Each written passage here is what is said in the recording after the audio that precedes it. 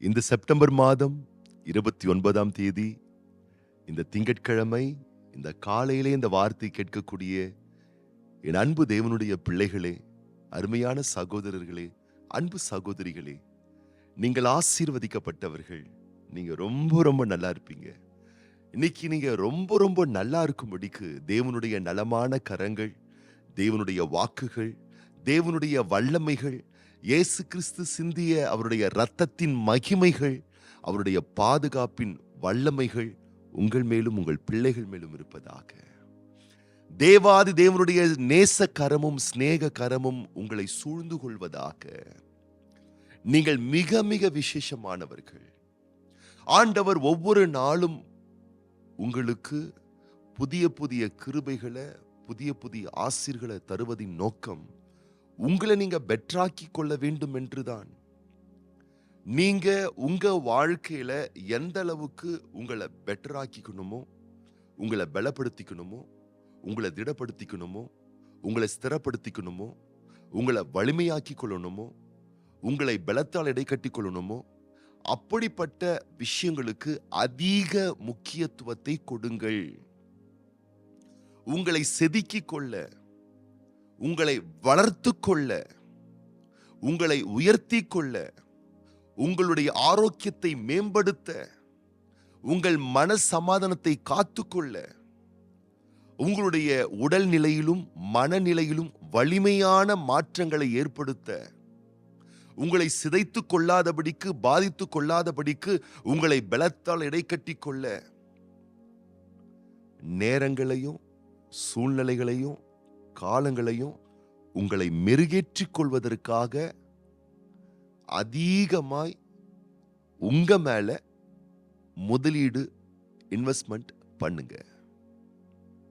அநேகரை நீங்க பாத்தீங்கன்னு சொன்னா லேண்ட்ல இன்வெஸ்ட்மெண்ட் பண்ணணும், சிலர்லாம் கோல்டுல இன்வெஸ்ட்மெண்ட் பண்ணணும், சில பேர் இன்சூரன்ஸ் போடணும், மியூச்சுவல் ஃபண்டு, என்னென்னமோ பாண்டு, என்னென்னமோ நிறைய சொல்றாங்க, ஷேர் மார்க்கெட்ல போடணும். இதெல்லாம் பிற்காலத்துல எனக்கு ஒரு பெரிய ஒரு பெனிஃபிட்ஸ் கொடுக்கணும், அதுக்காக இன்னைக்கே இப்படிப்பட்ட விஷயத்துல முதலீடு செய்யணுன்றதுல ரொம்ப ஆர்வமா இருக்கிறாங்க. நிறைய விஷயம்லாம் பேசுறாங்க.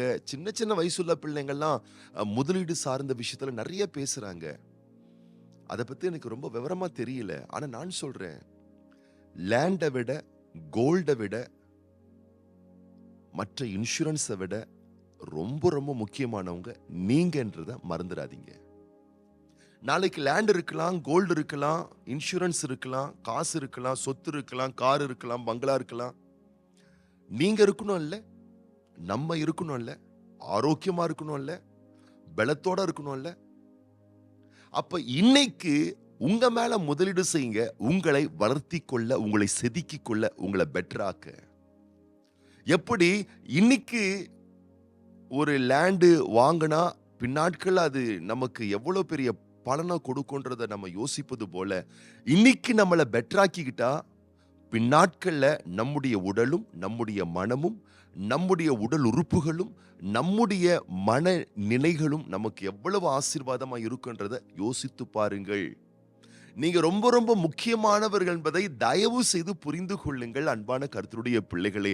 ஆகவேதான் ஆண்டவர் சொல்லுகிறார், யோசுவாவின் புஸ்தகம் 1ஆம் அதிகாரம் 9ஆம் வசனத்திலே, நான் உனக்கு கட்டளையிடவில்லையா?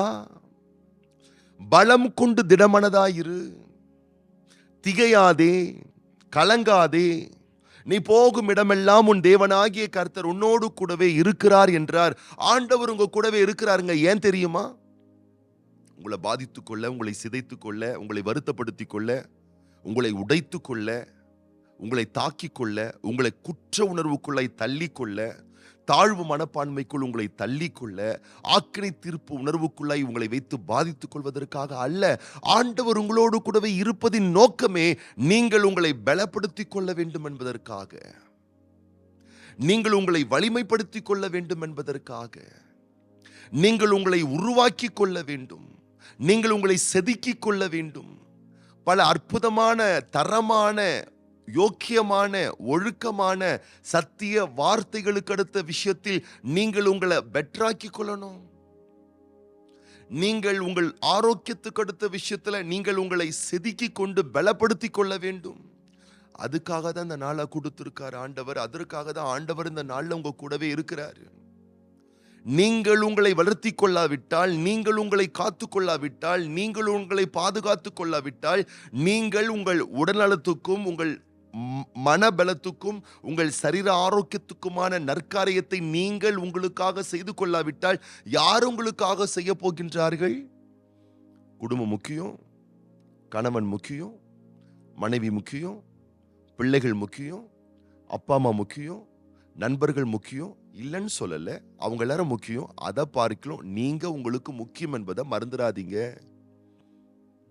உங்களை பரிசுத்தப்படுத்திக் கொள்ள, உங்களை ஆரோக்கியப்படுத்திக் கொள்ள, உங்கள் மனநிலையை சுத்தமாய் வைத்துக்கொள்ள, உங்கள் உணர்ச்சிகளை தூய்மையாய் வைத்துக்கொள்ள, உங்களுடைய முழு ஆன்மாவையும் முழு ஆரோக்கியத்தையும் பலத்தோடு வைத்துக்கொள்ள நீங்க என்ன பண்றீங்க? ஒவ்வொரு நாளும் யோசிங்க. அதற்கான காரியத்தில் இறங்குங்கள். ஆகவே ஆண்டவருடைய வார்த்தை சொல்லுகிறது, திகையாது. பயப்படுற மாதிரியே இருக்கக்கூடிய விஷயங்களுக்கு நீ முக்கியத்துவத்தை கொடுத்து உன்னை சிதைச்சு கொள்ளாத. உங்களை செதுக்கிக் கொள்ளுங்கள். நல்ல நல்ல விஷயங்களை கற்றுக்கொள்ளுங்கள். சத்தியத்தில் அதிகமாய் உங்களை வளர்த்துக் கொள்ளுங்கள். எப்படி உங்களை தைரியப்படுத்திக் கொள்ளலாம், எப்படி உங்களை மெருகேற்றிக் கொள்ளலாம், எப்படி உங்க வாழ்க்கையை வளமாக்கிக் கொள்ளலாம் என்ற விஷயத்தில் அதிக கவனத்தை செலுத்தி பலம் கொண்டு திடமனதாயிருங்கள். அதற்காக தான் கர்த்தர் உங்களோடு கூடவே இருக்கிறார். இந்த நாளை உங்களுக்கு கொடுத்திருக்கிறார். ஆகவே பொருள் மேல முதலீடு செய்வது, லேண்ட்ல முதலீடு செய்வது, கோல்டுல முதலீடு செய்வது, அங்க முதலீடு செய்வது, இங்க ஒரு லேண்டை வாங்கி போடுறது, அங்க ஒரு பாண்டை வாங்கி போடுறது, இங்க ஒரு ஷேர் மார்க்கெட்ல ஒரு ஷேரை வாங்கி போடுறது, அது இதெல்லாம் இருக்கட்டும். இதெல்லாம் 2ஆம் பட்சம். முதல்ல உங்களை, உங்க ஆரோக்கியத்தை, உங்கள் மனநிலையை, உங்களுடைய தனித்துவத்தை நல்லா பார்த்துக்கோங்க. உங்களை நீங்க நல்லா வச்சுக்கோங்க. உங்களை நீங்க நல்லா வைத்துக்கொள்ள நல்ல நல்ல தீர்மானம் செய்யுங்கள். உலகத்தின் தீமைகளாலும் அசுத்தங்களாலும் பேடான நெகட்டிவான எண்ணங்களாலும் உங்களை சிதைத்து கொள்ளாமல், தாக்கிக் கொள்ளாமல், உங்களை காத்துக் கொள்வதற்கு தேவ வார்த்தையினாலும் வசனத்தினாலும் உங்கள் வாழ்க்கையை பெட்டராக்கி கொள்ளுங்க. நீங்க ரொம்ப நல்லா இருப்பீங்க. ரொம்ப ரொம்ப நல்லா இருப்பீங்க. நீங்க ரொம்ப ரொம்ப நல்லா இருக்கணும்ன்றதுக்காக தான் ஆண்டவர் இந்த வார்த்தையை இந்த நாள்ல, இந்த காலையில நீங்கள் கேட்கும்படி செய்திருக்கிறார். ஆகவே உங்களை வளர்த்து கொள்ள, உங்களை செதுக்கிக் கொள்ள, உங்களை காத்துக்கொள்ள, உங்க வாழ்க்கையை மெருகேற்றிக் கொள்ள என்னென்ன காரியத்தை செய்யணுமோ அதுல அதிக கவனத்தோடு செயல்படுங்கள். நீங்கள் ஆஸ்வதிக்கப்பட்டிருப்பீர்கள். உங்கள் நல்வாழ்வுக்காக நான் இன்றைக்கு இந்த காலையிலே விசேஷமாய் உங்களுக்காக நான் ஜெபம் பண்ண போறேன். அது போலவே இன்றைய நாளிலே பிறந்த நாள் காணக்கூடிய நம்முடைய அன்பு சகோதரர் ஜே சைமன் அவர்களுக்காக, அது போலவே இந்த நாளிலும் பிறந்த நாள் காணக்கூடிய அருமை சகோதரி டபிள்யூ சாந்தினி ஜாய்ஸ் அவர்களுக்காக, சிஸ்டர் கிஃப்டா சாம்சன் மற்றும் எம் ஷமிட்டா அவர்களுக்காக, அது போலவே திருமண ஆண்டுகள் காணக்கூடிய பிள்ளைகளுக்காகவும் நம்ம ஜெபம் பண்ண போறோம். கண்களை மூடி நம்ம ஜெபம் பண்ணலாமா? பரலோக தகப்பனே, இந்த செப்டம்பர் மாதம் 29ஆம் தேதி திங்கட்கிழமை இந்த காலையிலே இந்த வார்த்தையை கேட்டுக்கொண்டிருக்கக்கூடிய ஒவ்வொரு பிள்ளைகளையும் வலக்கரம் நீட்டி தொட்டு நீர் தாமே ஆசீர்வதிப்பீராக. யோசுவாவுக்கு சொன்னீரே, நான் உனக்கு கட்டளையிடவில்லையா? பலம் கொண்டு திடமனதாயிரு, திகையாதே, கலங்காதே.